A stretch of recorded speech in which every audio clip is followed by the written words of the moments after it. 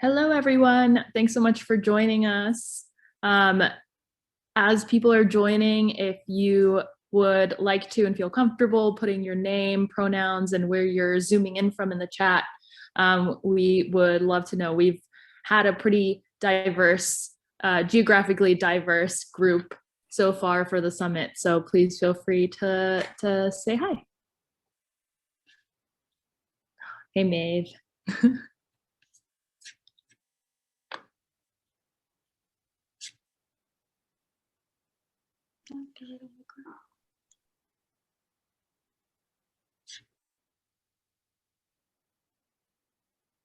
Oh, wow. Someone from Malibu, someone from Florida, North Carolina, everywhere.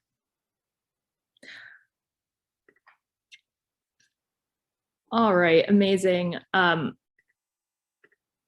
Well, for anyone who hasn't met me before, my name is Sylvia Zenteno, and I am the Senior Director of Education and Research here at It's On Us.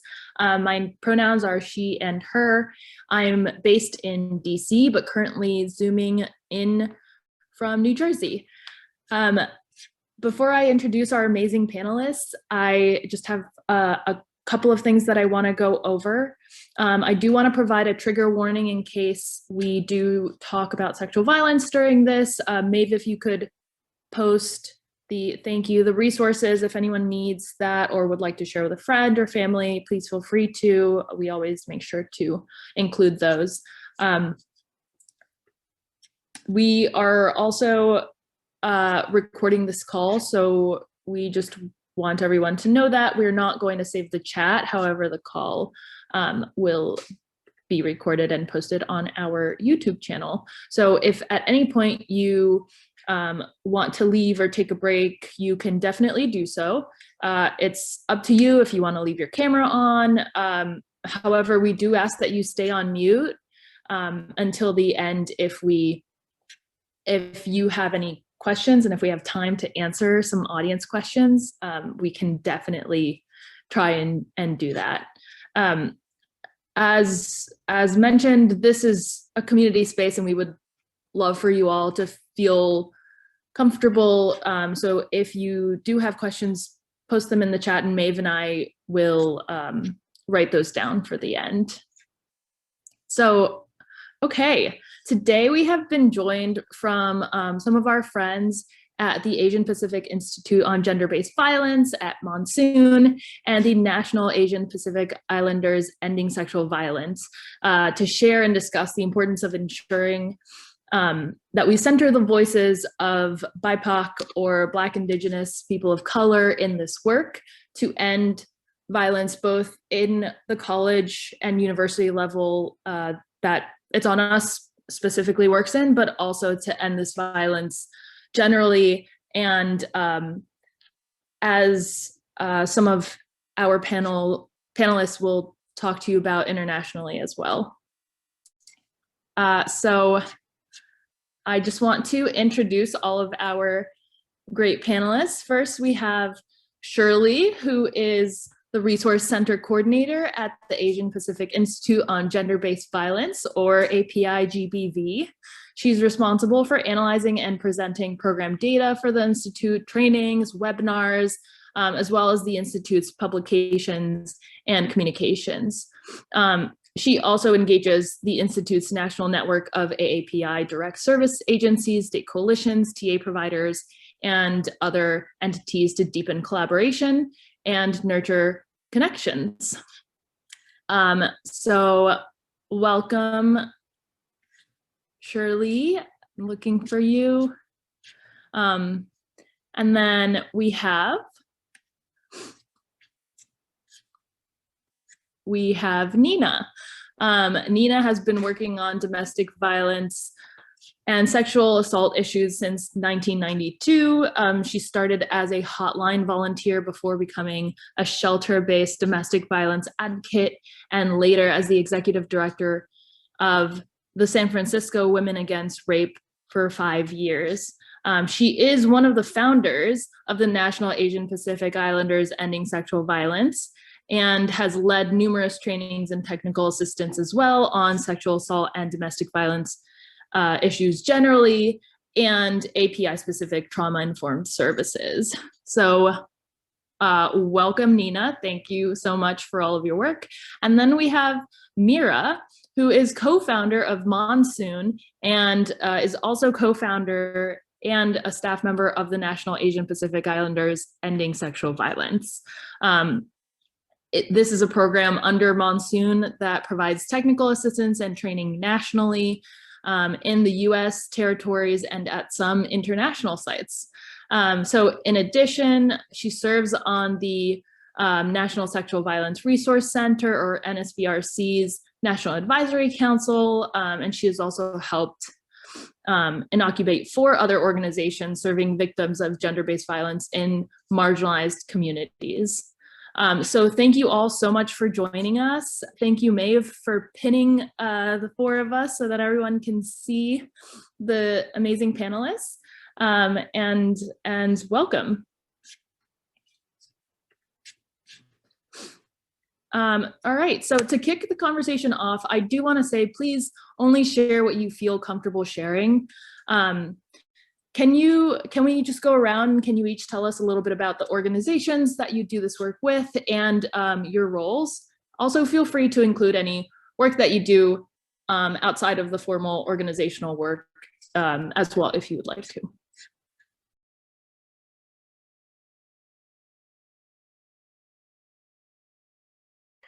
I guess I can start us off. Thank you for that introduction, Sylvia. And hi, everyone. My name is Shirley Liu, she, her pronouns with API-GBV, or the Asian Pacific Institute on Gender-Based Violence. We address gender-based violence affecting Asians and Pacific Islanders in the United States. So, of course, that includes domestic violence, sexual assault, human trafficking, forced marriage, female genital mutilation or cutting, and other forms of abuse and violence that AAPI communities experience. We work with folks across the board, anybody who serves or supports survivors of violence. So that would be shelters, community organizations, law enforcement, judges, healthcare providers, and so on and so forth. We do not directly serve or support survivors. We do not provide direct services. We provide resources and training, technical assistance, and collaboration to, like, all the folks that I just mentioned. Our goal is to build their capacity to respond to Asian and Pacific Islander survivors in a way that's mindful of their culture, mindful of where they're coming from. So what we would call culturally responsive or culturally relevant services. Provide survivor-centered services and trauma-informed services so that they're equipped to respond to Asians and Pacific Islander survivors, and to be a resource and support to community-based organizations. And speaking for myself, that's always the best part of my job is engaging with organizations across the country who work in the grassroots, who work to support survivors daily, and engage their local communities. So thank you so much for inviting us, and lovely to be here with everyone.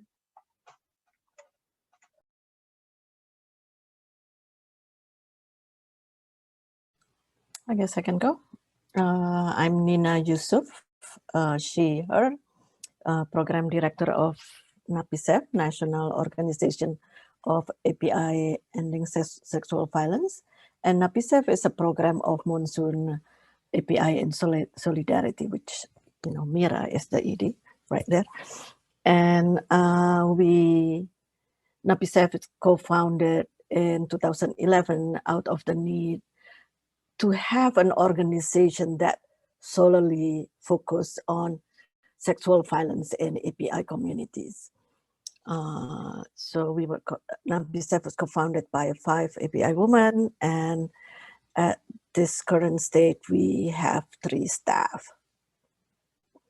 And NAPIESV is one of the OVW TA providers.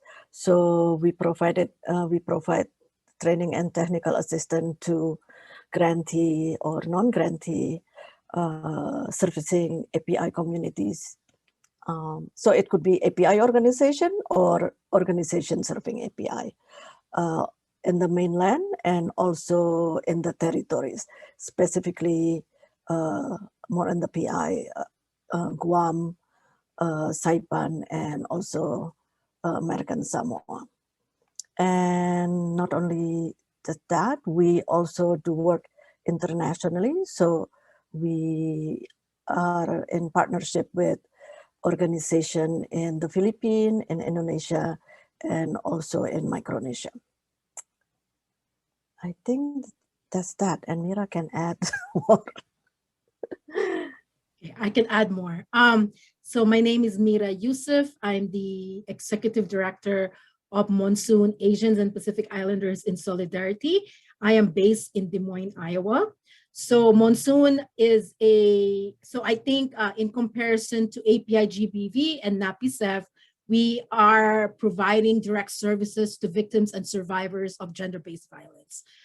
So our statewide work is based in Iowa, and then our national work is with NAPIESV, and then we have the Bersama Sama project, which is the transnational work that we do that is funded by a foundation.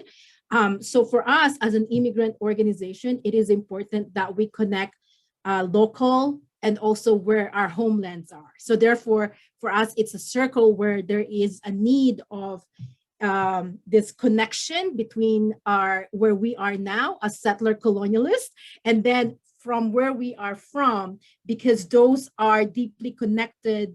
The strategies and sometimes the barriers are deeply rooted from where we came from. So I think those are important. But for Monsoon, so in addition to providing direct services to victims and survivors, we also have a violence prevention program that is basically community organizing kind of foundation, and that's specific centering young people. And then in addition to our youth work, we also are funded by OVW to provide services on campus. So our campus work is one of the culturally specific programming that we also have that is working with mostly international students and Asian Americans. So that is the work that we do. Yeah. Thank you all so much. That is extremely helpful. I will also say that before I came to It's On Us, I did spend some time at the Office on Violence Against Women at the Justice Department as well. And I also worked on the campus grant program. So it's always nice to see how everyone's a little bit connected here. So just moving on, I think it's really important for us to talk about prevalence of this violence first. So according to the 2017 NISVS report, of API women, 23% experienced some form of contact sexual violence, 10% experienced completed or attempted rape, 21% had non-contact unwanted sexual experiences during their lifetime. So can we talk a bit about why are these rates of violence high and reporting rates low in many communities of color, and from what you've seen in your work? I can start. I think before we discuss about reporting or non-reporting, sometimes for me, I think we have to have a discussion of reporting numbers and versus seeking assistance, right? Because I think when we think about reporting, it's all about this to the police, to campus, to like institutions, when in reality, I think there are those non-traditional ways of seeking services. So I think I'm kind of, that's why I think the reporting is low, because maybe, especially like I'm talking about the API experience, is like, it is more like they're seeking assistance in non-traditional ways, right? So it could be like family members, it could be someone who is like a friend. So I think we kind of sometimes we need to tweak of what we meant by reporting versus seeking assistance. Because I've been thinking about this because I'm like, yes, reporting is low, but when we think about seeking assistance to our services, right, it's quite high. But reporting to the police is low. reporting. So therefore, those numbers are really not, for me, are not the real numbers, because they are just really about reporting to law enforcement, or the ones that are like being caught by certain institutions. Shirley and Nina? I can add. Just, okay, seconding on what Mira said, and always have often the reporting or it's automatic, like you have a case and then you go to like criminal justice system, and that might not be what folks from a BIPOC community needs, because of the, whether it's immigration, whether it's language, whether it's representative, and so on and so forth. And the fear, the, you know, it's not useful. And then if it's a sexual violence survivor, you know, how this is gonna look like.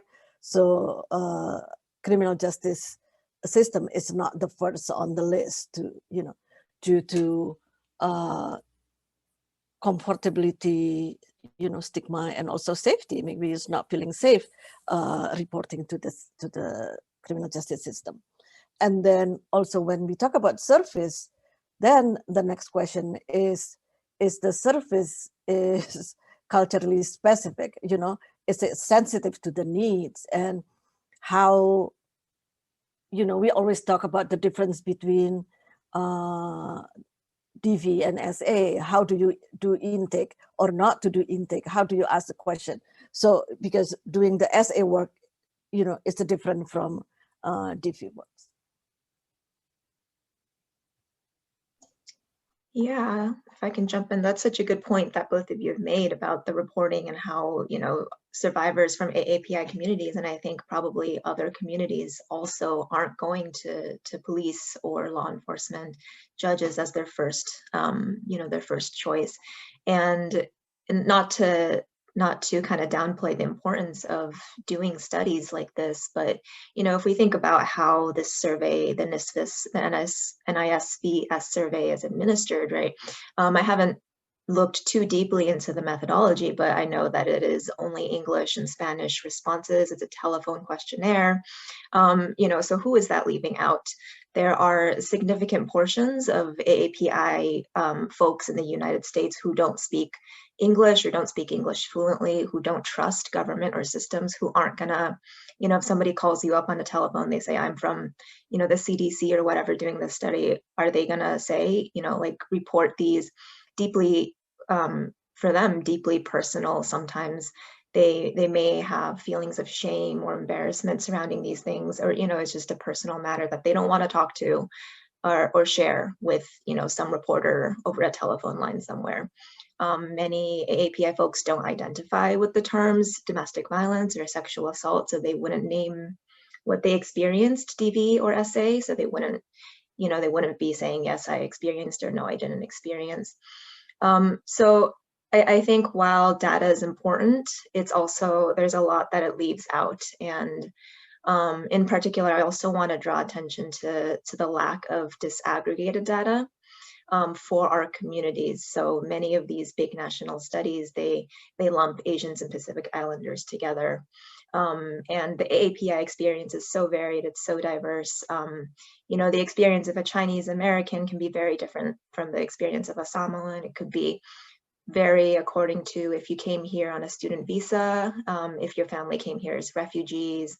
There's over 70 languages spoken in the AAPI, you know, diaspora. There's over, I think, 50 ethnicities. So it's so varied. And when you lump it all together under AAPI, I think a lot of times the smaller experience, not smaller experiences, the minority experiences get obscured a little bit. And when you just look at data, that's what's lost.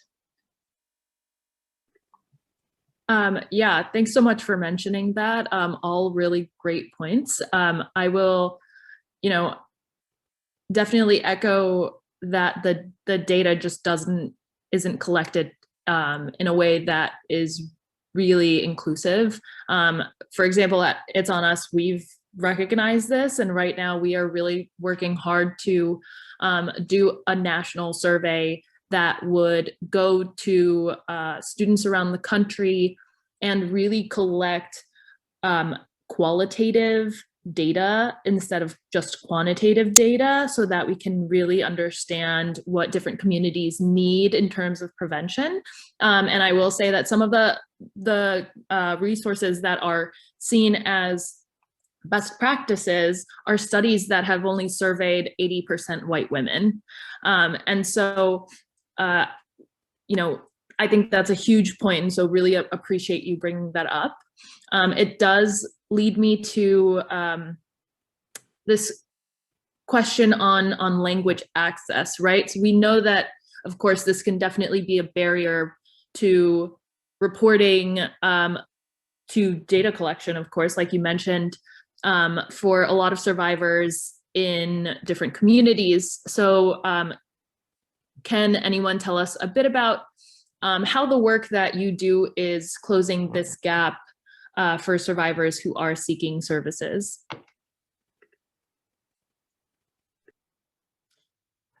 I think API BVV has a really good language access training and technical assistance.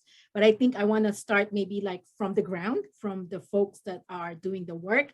So one thing that we're seeing is, I think just like what Shirley had said about defining what is sexual violence, definition of domestic violence, sometimes do not resonate with victims, not just victims, but our communities, right? What is that? That is very like a word that sometimes might not exist in some languages, right? So therefore, I think we need to kind of like think about that. So for example, with NAPIESV and also Monsoon is when we're thinking about discussion specifically on sexual violence, is like, is there a word for sexual violence in different Asian languages, right?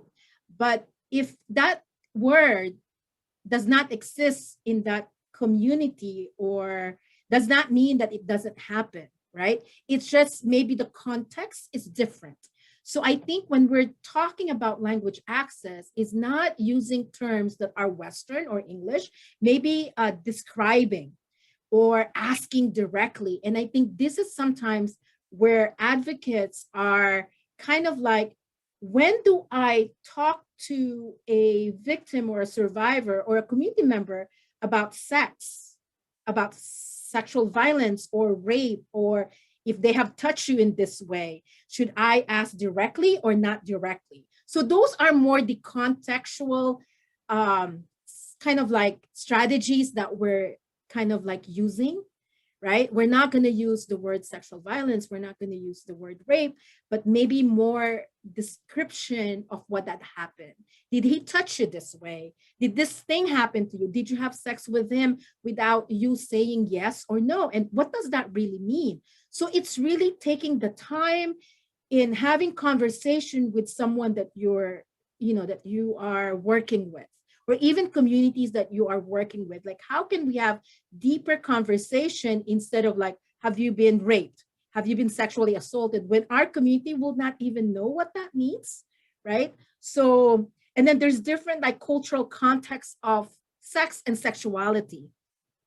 So that also needs to we need to get deeper to that. And then dating and domestic violence, we also need to have those deeper conversations. So when we're thinking about language access, it's not just about having translation or interpretation, but it's also knowing the cultural context of where that community is coming from in order to have those deeper conversations with the community. So it takes more time than mainstream programming, right? So I think that is kind of, I just want to, Shirley and Nina?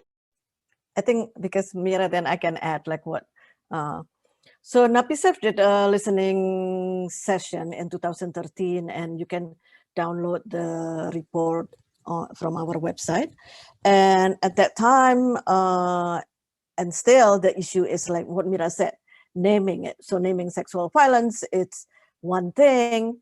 And then the second part is creating safe space to talk about sex, sexuality, and then sexual violence without like shaming. So I think in our community, it's a big jump to talk about sexual violence, but we never talk about what is like healthy sex or healthy sexuality. So creating the space to do that before you talk about, sexual violence. And honestly, it's been like successful, opening spaces to talk about sex and sexuality.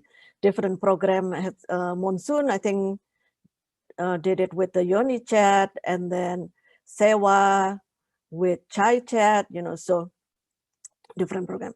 The other thing is also, we cannot, like what Mira said, using it like the mainstream or the Western connect context, because one of the example is sexual violence in the Western understanding is about consent, right? So if there's no consent, there is sexual violence. But in some API culture, there is no concept of consent, like for a woman. So you cannot talk about, well, it has to be like consent and it has to be like active consent. Well, it doesn't work that way because I have no understanding about what consent is.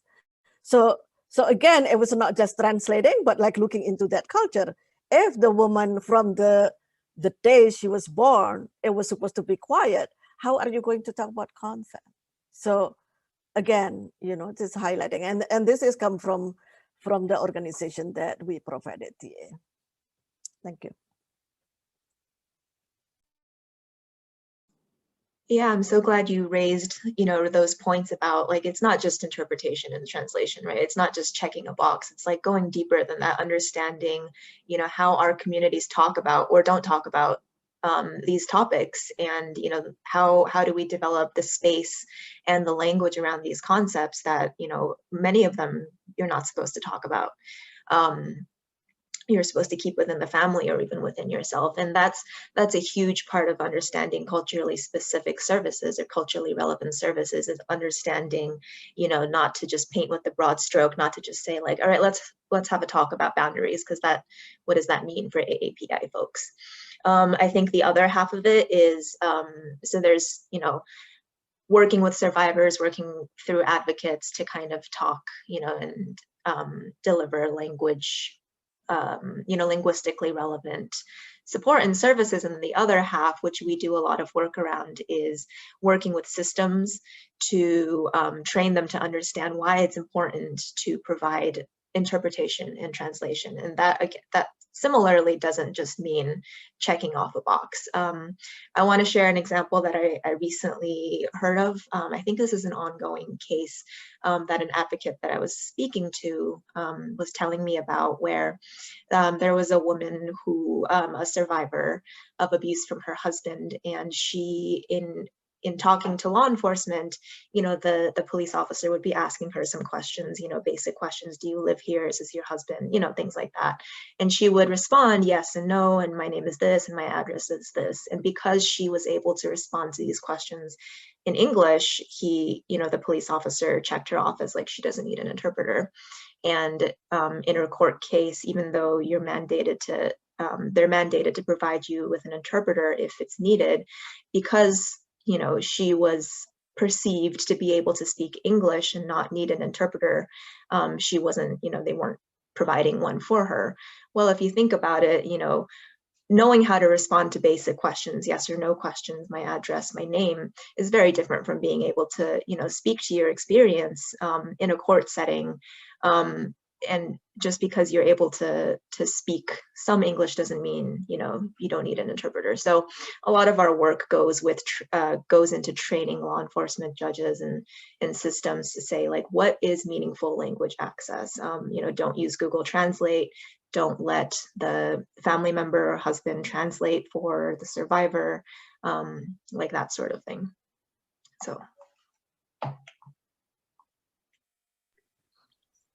Thank you so much. And I will echo that. I think that having that language access is really important. It can be expensive. So if you're not given language access, sometimes you can't afford it. And so thank you for bringing that up. Since we sort of got into it, I do want to go back to this stigma against the criminal justice system that we've mentioned earlier. And we've talked about language access being one of those barriers, but I think it'd be helpful if we could go around and just talk about some of the other barriers that might keep people from going to or from feeling comfortable with our existing criminal justice system.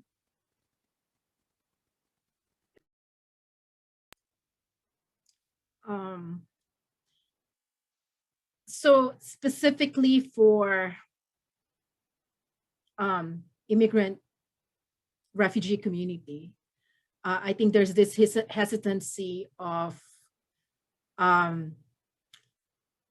if they call law enforcement, then they become part of the system, right? When you become part of the system, it's almost like you're the one, specifically for DV survivors, is the fact that you're the one that's going to be taken away from the family, and you're going to be the one that's like houseless, right?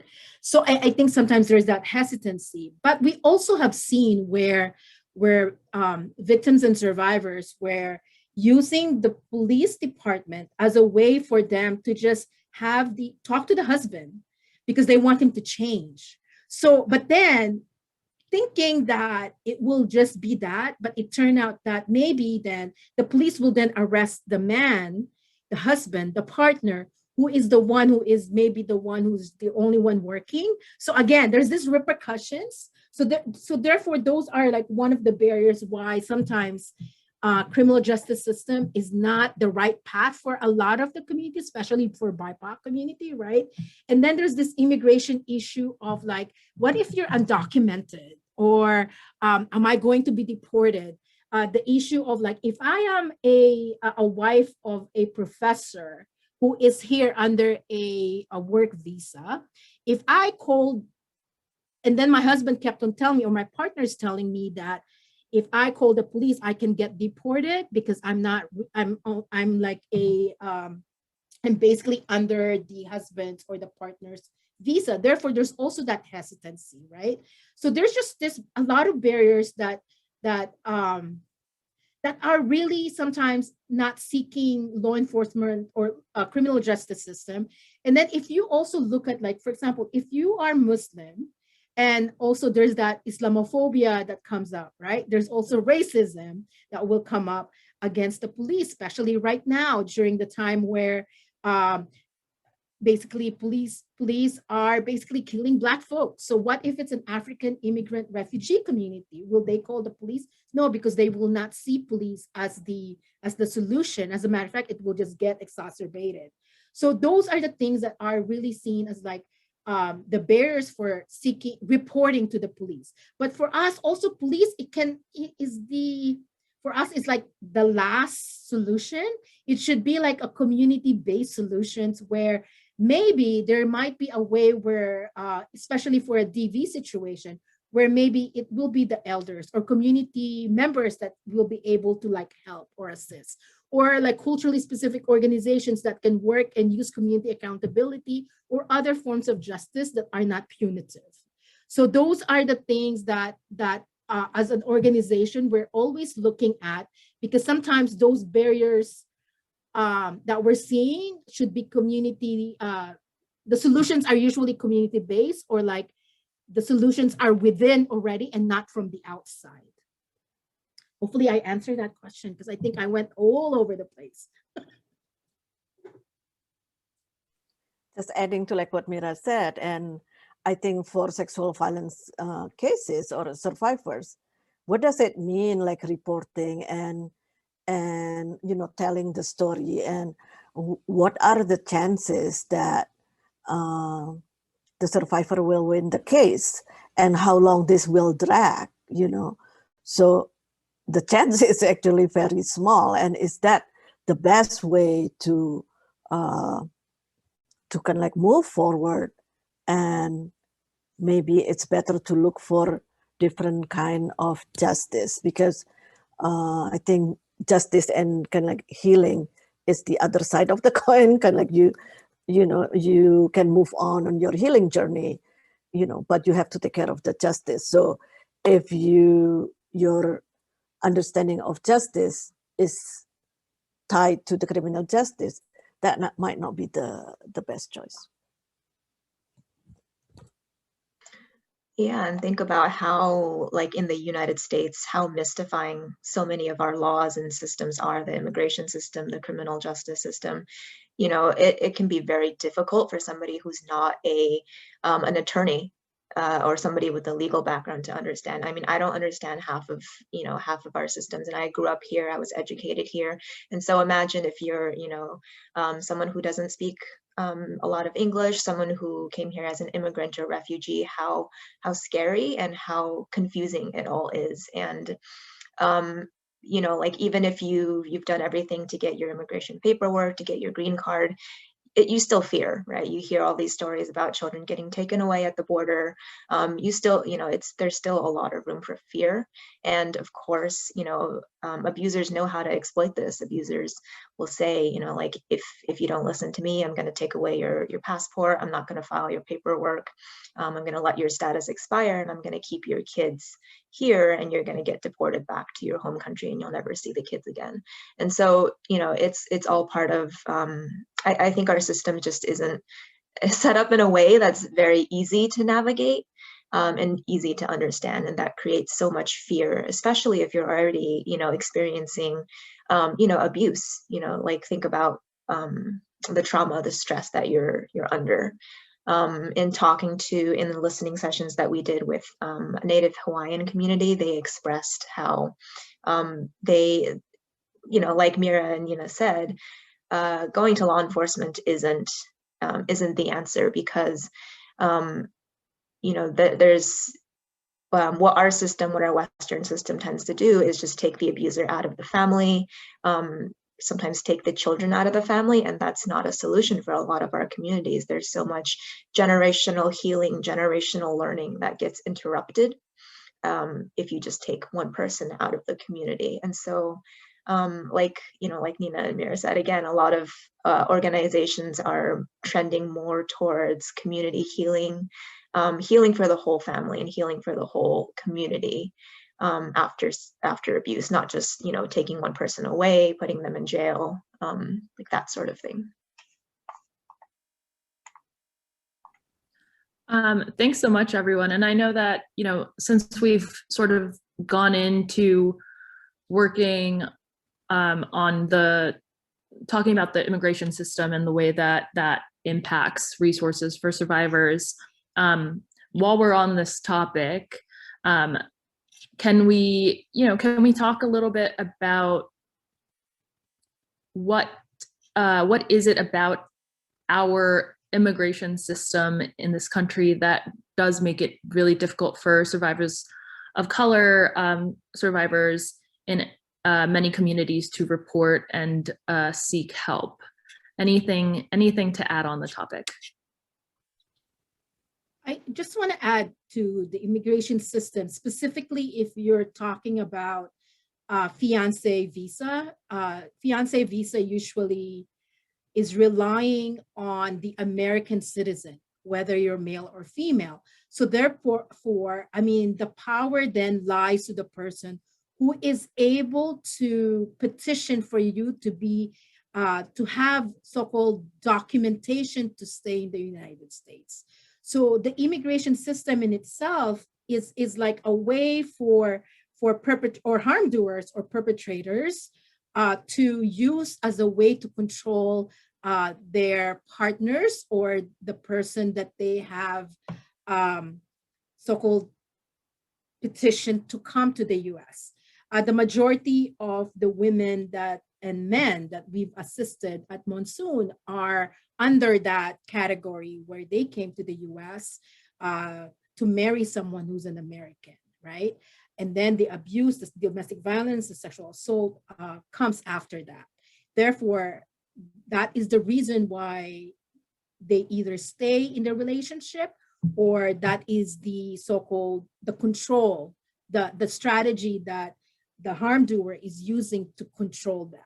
So in a lot of ways, we need to also change. But then the immigration system also created a way through VAWA, the Violence Against Women's Act, right?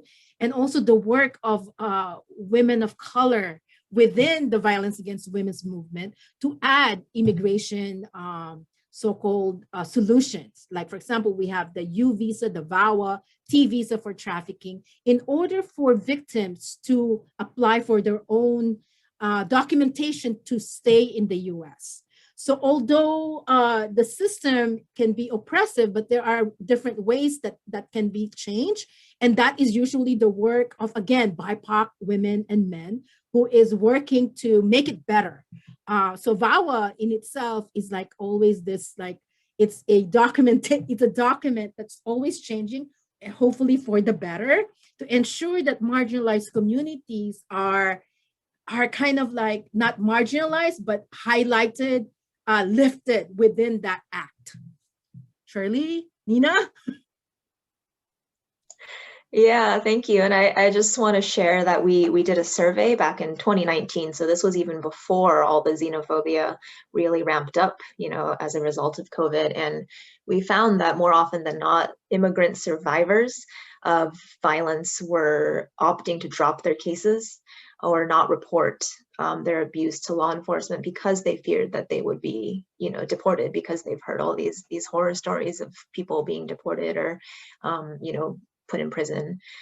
So it just shows that survivors would rather endure the abuse than to seek help because of the fear that our systems have created around immigration. And this was in 2019. I can share the results of the survey, but it will be interesting to see, you know, what's happened, how this has changed since COVID. I'm guessing that, you know, the fear is even more rampant as a result, despite these immigration protections like, you know, U visa and T visa. You know, because of COVID, there's been such high wait times in filing for these statuses that a lot of survivors, their cases have been on hold, and it's just put them in a position of like limbo position. So to make it more complicated, so we also have to look into, you know, how is refugee, you know, how is the refugee system, you know, like from the colonialism, from the war, and then brought up to like US, and in terms of sexual violence, you know, where is actually that happen? You know, the possibility of sexual violence happen in that process, you know, from the home country to the refugee camp to like coming here to like resettlement, you know, so that kind of like that pipeline. We're talking about immigration of like a refugee. How does it work? And I think like for NAPIESV, it's always kind of like, okay, what is next? What is the next refugee that will come to United States? At this point, probably Afghanistan again, right? So once the US pull out, and then there will be refugee coming, and then that's another, you know, usually it will show up on, you know, on our work in the community. Just to add that, I think when we're thinking about newly arrived or potential refugee community, I think we also have to look at global warming and climate change, because I think now it's like when we're thinking about refugee, let's not also talk about just war and conflicts, but also how the world is changing, where certain communities will basically disappear. Right. So therefore, I think when we're thinking about refugee, we have to also think about beyond those, but also about disaster areas. I think that is an important component of when we're thinking about immigration system in itself, and looking at the refugee system is like, how then do we prepare for those, right? In addition to that, when we're thinking about immigration system and refugee system, is like we have to look at historical trauma of those former colonized land, former occupied or still occupied land, right?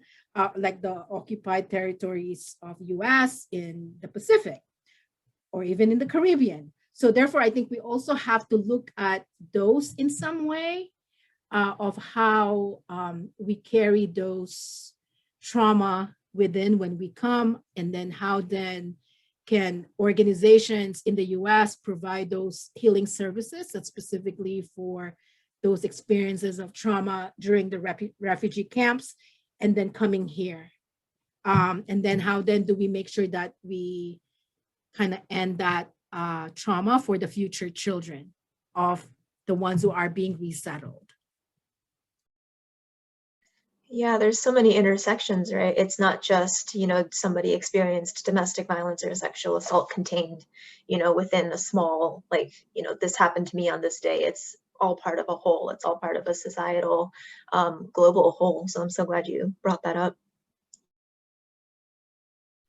Yeah, thank you so much for bringing that up. I really wish we had so much more time to tackle this. This is also a topic that personally has really hit for me. I am Bolivian, and about a year ago when the Amazon fires were happening, it was very sad, and there's just so much we could talk about our about land being used and misused. I wish we had so much more time, but I really appreciate you bringing that up. Maybe we can continue that conversation some other time. I do want to go into real quick, just a really big topic here, but we'll see what we can cover in the time that we have left. The needs of survivors, as we've talked about, after an assault are very, very different, right? Every survivor is very different in what their healing process is going to look like.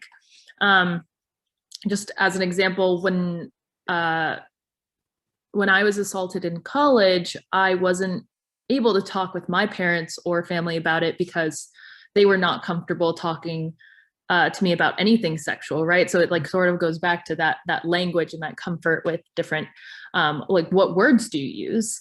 And so I kept it secret for a really long time, especially from them.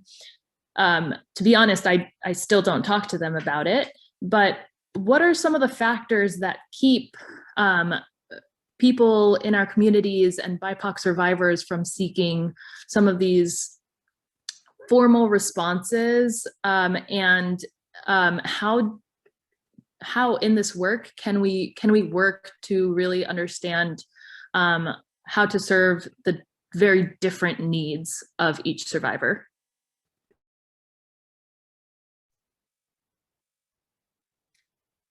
I think specifically for sexual violence, I think one thing that we have used with youth, because we also work with youth survivors, the ones who we have a youth program that specifically works with middle school, high school, and then campus, right? It is important that you have peer-to-peer advocacy in some way, where young people can talk to each other, but young people who are trained, young people who are educated about the issue of what is gender-based violence, what is trauma-informed, what is not to use as victim blaming. I think those peer-to-peer really help, because if you really look at, for example, if a woman who is the first person that they will disclose sexual violence are their friends, right? Even that first disclosure is so important that we teach our young people, like if someone discloses to you about certain things, like a traumatic or anything, it's basically believe them. Because as soon as you believe them, then everything will come in place. But if you don't believe them, then that will shut it down, right? So in addition to having not just parents or teachers, but having like those peers that are also knowledgeable in how to be really good support. And then maybe then training or working with the teachers, the professors, then the parents. So for me, I think it is important that we build upon our community of building that support within the community, of knowing like, what does disclosure means? What does it look like? And how can you be supportive of someone had disclosed sexual violence? And then there are also ways that I think me and Nina have discussed this before, where sometimes might be folks that disclosure might not be their way of coping or dealing, that sometimes there's just this silence and it's okay. So for us, I think disclosure is not just this oral disclosing that you are a victim, but it's also sometimes just this silence and just holding that space for them. So it is important that we create those spaces for safe disclosure, whether silence or not. So not questioning if someone attended, for example, we have weaving classes that's specifically for community members, but it's really specifically for survivors. But we will not ask, like, are you a survivor of such and such? No, it's just like, hey, this is a space for women, for girls to come and talk about different things. So I think we also kind of like think about those silence that some survivors, they don't want to do talk. And that is, I think, allowing that spaciousness in what the act of disclosing means and how to do it, right?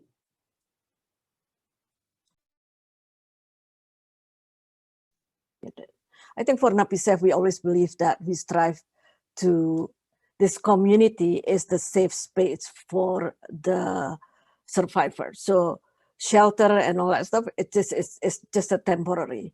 But ideally, if the community is the safe space, whether whatever that survivors need, it has to be the survivor. The community will hold that space, whether the support healing for the survivors or accountability.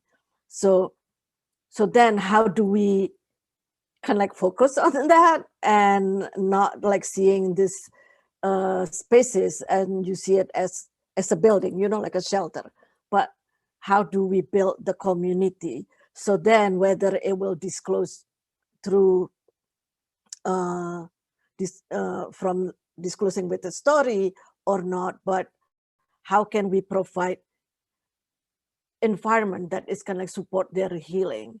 And then I think we have to always ask and not assume, like clarify what is healing for them, what is like justice for them, what is sexual assault. So like what Mira said earlier, take the time to clarify so then we know what to do as a community.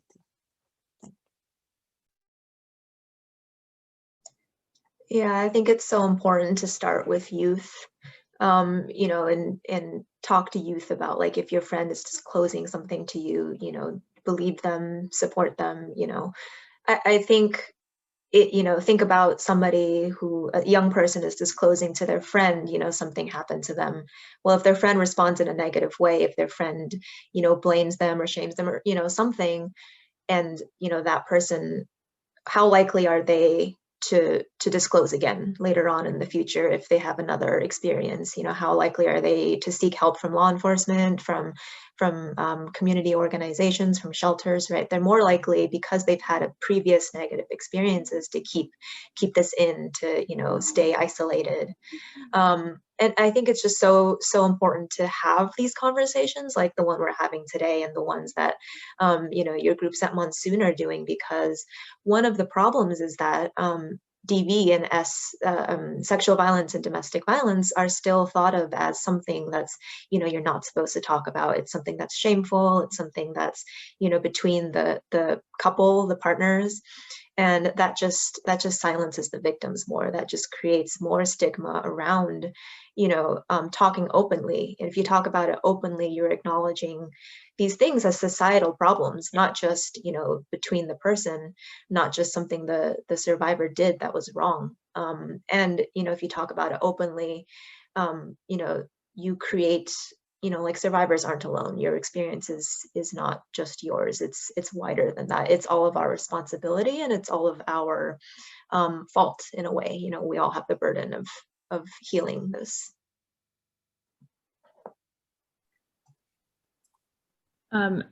Thank you all. Yeah, absolutely. I really appreciate that. Like I said, I feel like this could have been many hours long. There's so many conversations that we absolutely should continue to have. So thank you for that, and thank you for all of the work nationally and locally that you're doing. I do we had a really great question come in from the audience that I want to get to. So I'm going to skip some of the questions that we have since we're out of time, basically. So please feel free to answer this great question. So this is a very helpful conversation. I would also love to see it go broader and talk about barriers that may be specific to campus communities outside of or in addition to law enforcement. Would anyone like to give a response to that question from the audience? Can you repeat the question, Sylvia? Absolutely. So we had an audience member say, this is a very helpful conversation. I would love to see it go broader and talk about barriers that may be specific to campus communities outside of or in addition to law enforcement. Got it. So specifically for campus? Yeah, more specific to this work related more to campuses. Okay, so campus is like the system within campus is so confusing, even for advocates. For us, when we're doing campus work, especially like we have done work with University of Iowa, that system in itself is like something that is so sometimes difficult to understand, especially for advocates. So imagine a survivor of sexual violence or dating violence on campus. So if advocates themselves who are like familiar with certain things, and then when we are working with someone from campus, it's confusing. So it's also confusing for victims and survivors within campus, right? So for us, that's already a barrier when that system in itself can be confusing. And then also when we are thinking about campus work is also, especially like if you're thinking of like, from like, let's just say from the API community, someone who is international students, that's also could be like a barrier because like, where do they really seek services that specifically for if they had been assaulted and doesn't understand of like, where do I go? So those orientation during the first, when you have incoming students and they have orientation, for me, that is crucial because you're giving them information of where to go if this happens to you.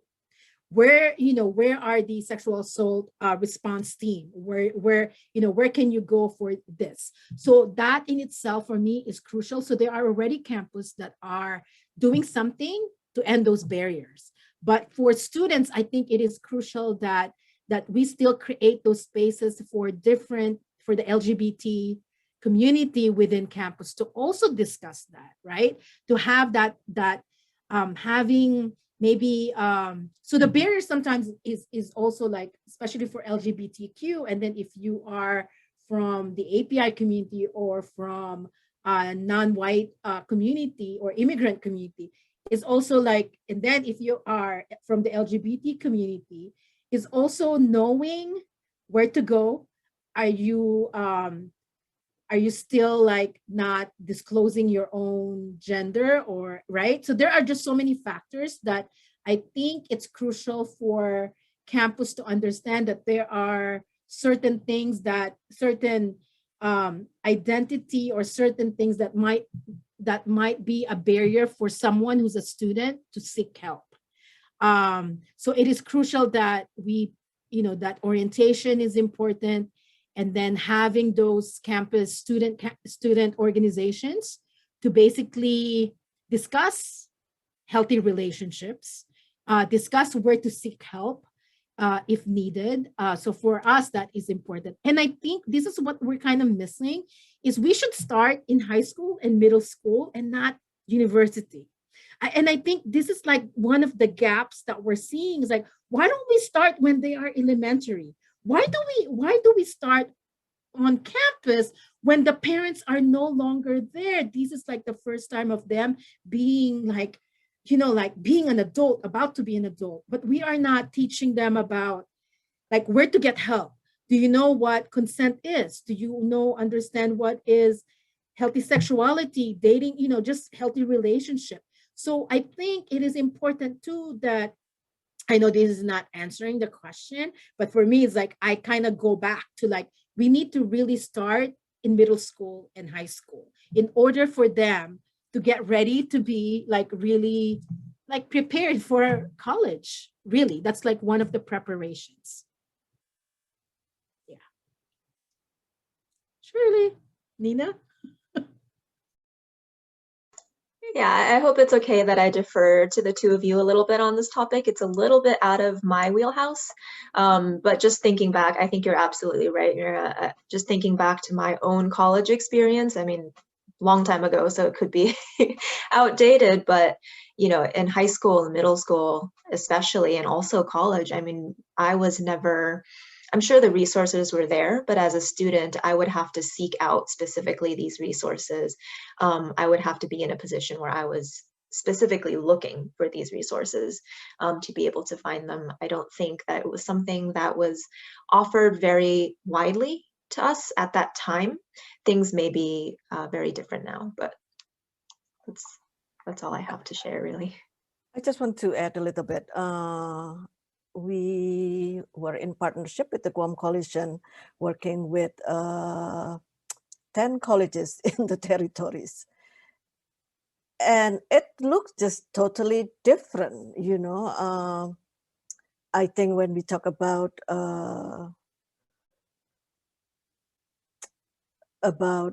sexual identity, about that's if you ask or, you know, discuss, everybody's like, okay, they're hetero, you know. So is it the non-binary, all that stuff, sometimes it just really, it's kind of like not easily shared. So that is like one. And then when we talk about like Title IX, you know, then it's just like, it's so confusing. I mean, it's confusing for us here in the mainland, and it's even more confusing, you know, and the level that people have to like to go through, and then the implementation of the Title IX itself. So so that was not helpful for survivors, and we supported cases that actually it was very challenging. I also want to add here where I think I'm more about the solutions against those barriers is really for campus to work with local organizations that are in existence in your campus. I think working with culturally specific programs, for example, if there's a Latino organization within the campus town, it is important that you build relationship with them, because they are the one can assist in providing those services for Latina survivor, right? Same as like if you have an Asian-led organizations within campus, you know, seek out their partnership, have really good collaboration with them, or a PI, a Pacific Islander organization. So any form, or an African-led or Black-led organization, like it's important that collaboration within, not just within campus, but also like outside campus who are serving survivors. So sometimes they are the one that can kind of sometimes create that bridge with the victims, the community. So just knowing beyond campus, I think, is crucial. And that for me will alleviate those gaps and those like for me, like University of Iowa is such a great example of those collaboration between culturally specific programs like us, because there is a huge influx of international students coming from China. So they have like victims and survivors who are seeking assistance. So they come to us and say, can you provide more training for us, right? And then they will also then refer survivors and victims to us. And then we will work together. But there are colleges that are more like insular, that are unwilling to work with an organization outside their campus. So for me, I think it is also important to build those relationships outside of campus, to create, to kind of dismantle those barriers as well. Because we already knows what those barriers are, right? And I think most of us are already doing a certain strategies or using strategies to dismantle those. But I think for me, the most important thing is those collaboration with organizations outside of campus to basically help out or assist, like victims and survivors. And I think the most important thing is really just be open about numbers of like how many assault that happened on campus. Because for me, I'm a mother of a recent graduate from college. But for me, I think it is important for me to know because if there are more reporting on campus, that means that campus is really willing. That means that campus is providing services, that's providing effective services because students who are victims are basically reporting and seeking services. If there's low number, I would not believe that, because that means that they're not talking about it. But if there's high reporting, that means that for me, it's more than like, it's not a barrier.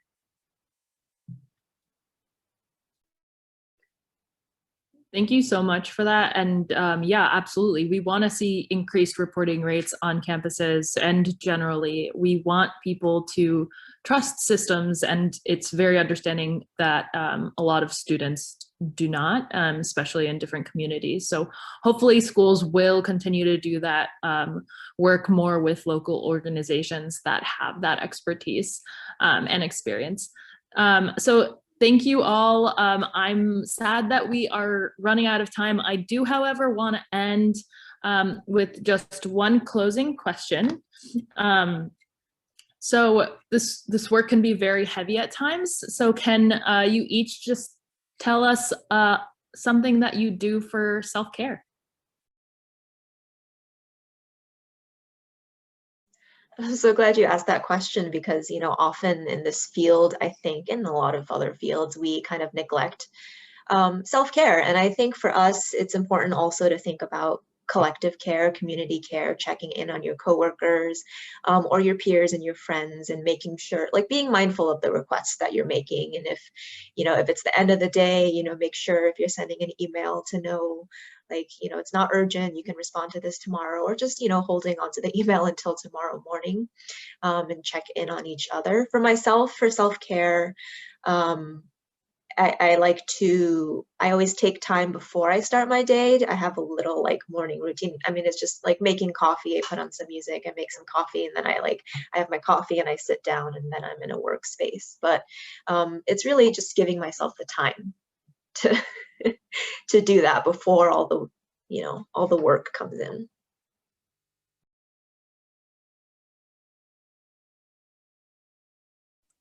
I think for me, it's we've been putting this out that to talk about healing beyond self-care and looking into collective wellness. I think that's what echoing what Shirley said. So it's not just about us, but it's also about collective.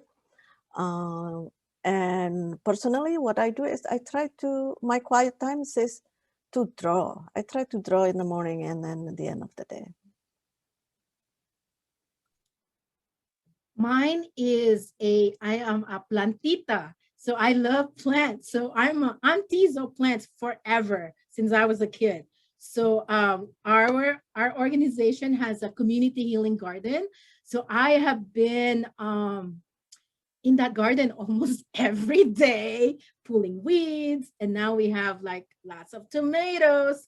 I'm so tired of tomatoes, but yes, we have tomatoes, onions, everything. So I think that's my self-care. It's just plants. Thank you all. That's amazing. Fun fact about me, tomatoes are my absolute most favorite food. I'm also growing tomatoes, so I'm glad that it's tomato season.